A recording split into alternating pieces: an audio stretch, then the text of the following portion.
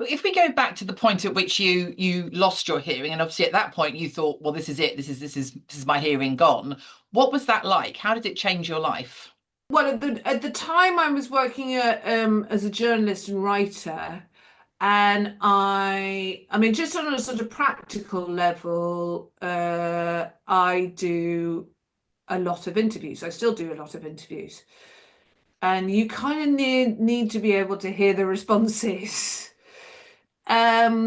just as you do with everything. It doesn't matter what job you do. I mean, it doesn't matter whether you're kind of, or you're an accountant, a politician, kind of whatever. You need to be able to interact with your fellow human beings, and the way that you do that is through your hearing.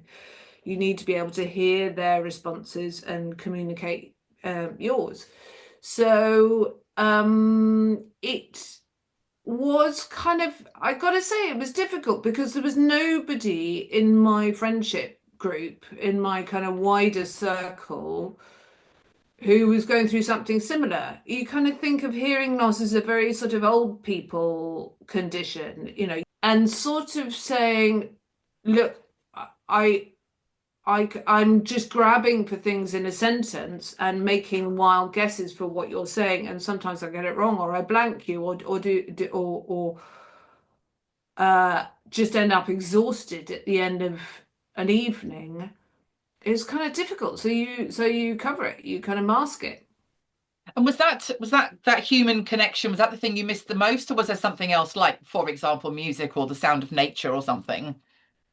I missed music enormously, enormously. I mean, I still went to gigs, and most gigs are kind of loud enough that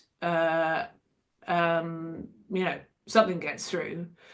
Um, bird song crops up. If you ask people who have lost all or part of their hearing for whatever reason, doesn't matter what age or what situation, or kind of, what reason for losing their hearing, they all say one of the things that they miss is birdsong, Mm. because I think birdsong's kind of a sign of normality. It's kind of, and also it's so joyful. I mean, it's a good thing. And but the biggest thing of all is just communication with your fellow human being, with your partner, with your children, with your kind of wider family, with kind of whoever it is. You expect to be able to communicate, and when that link gets more tenuous, it really knocks you, no question.